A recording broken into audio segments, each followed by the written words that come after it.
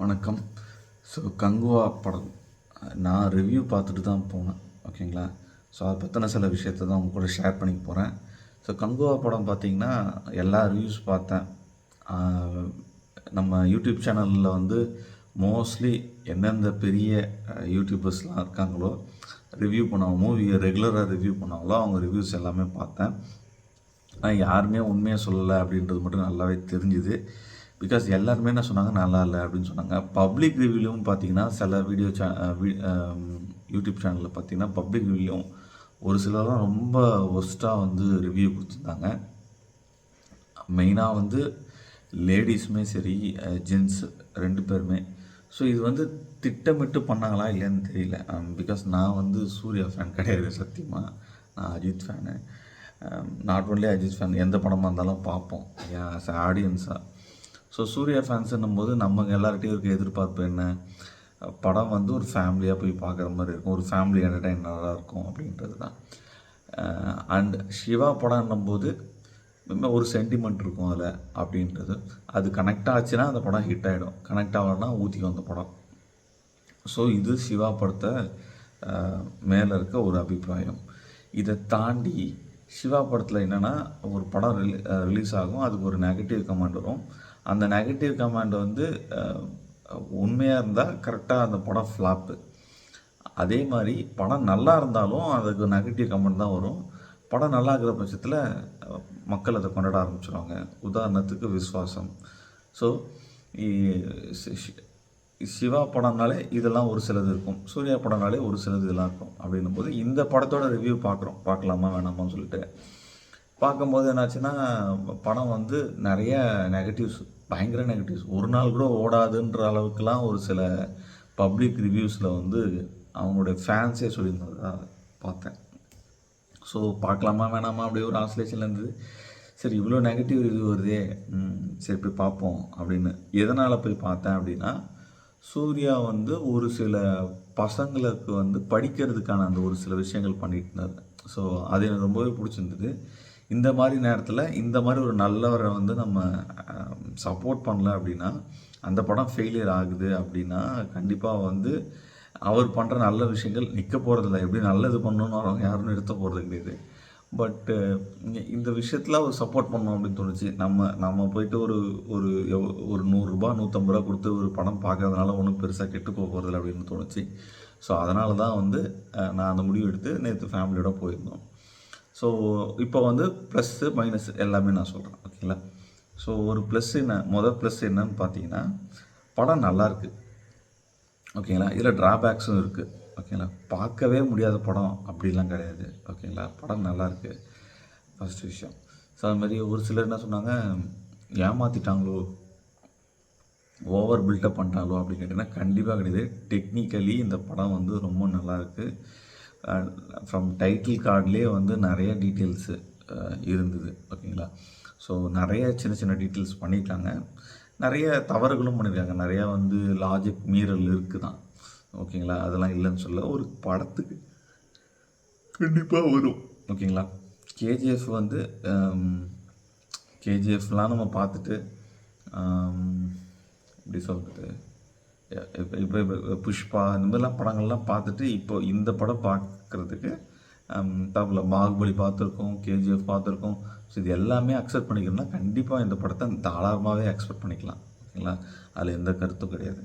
அப்புறம் பார்த்திங்கன்னா எனக்கு பெருசாக இது ஒரு பாசிட்டிவ், ஓகேங்களா? படம் பார்க்கவே முடியாது அப்படின்னு ஒன் டைம் வாட்சபிள் மூவி கூட கிடையாது. ஒன் டைம் வாட்சபிள் ஒரு ஆவரேஜ் மூவி கூட சொல்லலாம், தப்பு கண்டிப்பாக கிடையாது. கண்டிப்பாக ஒரு என்டர்டெயின்மெண்ட்டான ஒரு மூவி தான். ஒரு சில இடத்துல மட்டும் ஒரு 5 மினிட்ஸ் ஒரு 10 மினிட்ஸ் லேக் அடிக்கும். மற்றபடி ஓவராலாக ஒரு மூவியாக பார்க்கும்போது டெஃபினட்டாக நல்லா தான் இருக்குது, அதில் அது டவுட்டே கிடையாது.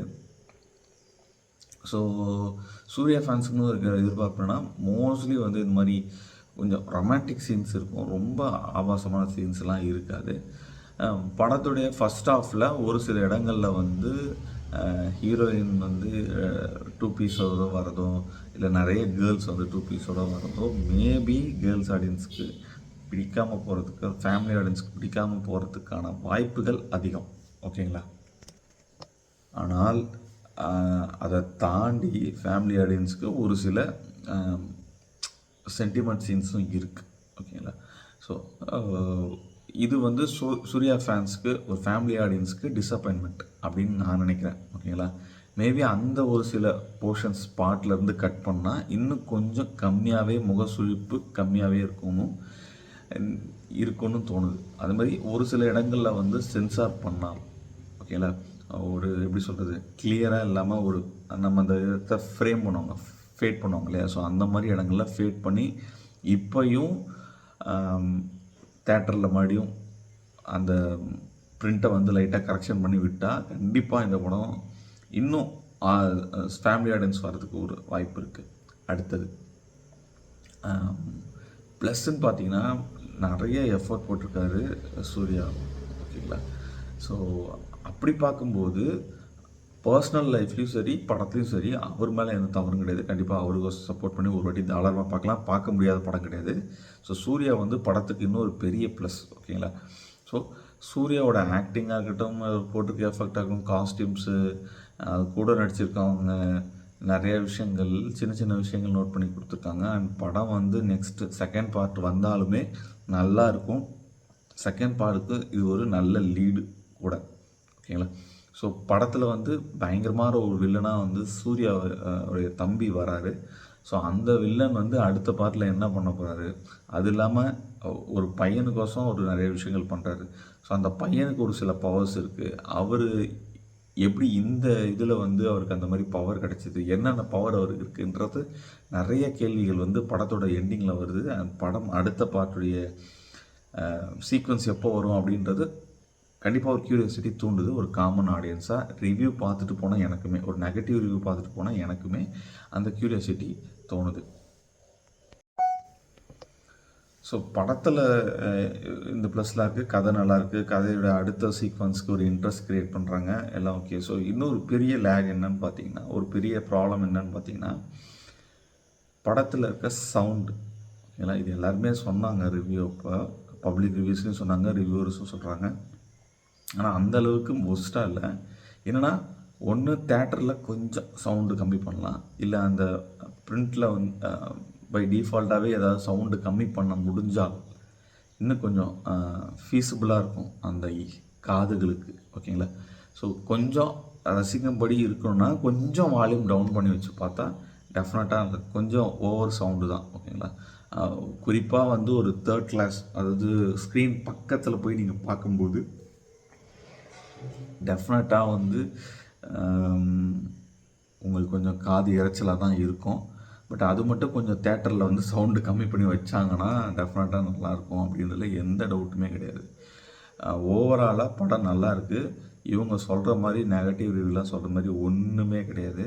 ஃபேமிலி ஆடியன்ஸுக்கு மேபி அந்த நான் சொன்ன அந்த ஃபஸ்ட் ஹாஃபில் ஒரு சில சீன்ஸை மட்டும் தூக்கிட்டேன்னா ஃபேமிலி ஆடியன்ஸும் டெஃபினட்டாக என்ஜாய் பண்ணுவாங்க. சவுண்டு மட்டும் கொஞ்சம் கம்மி பண்ணி வச்சாலே தாராளமாக போதும். அதனால் வந்து ஒரு நல்ல மனுஷனுக்கு ஒரு கஷ்டமான நேரத்தில் நம்ம சப்போர்ட் பண்ணணும் அப்படின்றது என்னோட தாட். ஓகேங்களா?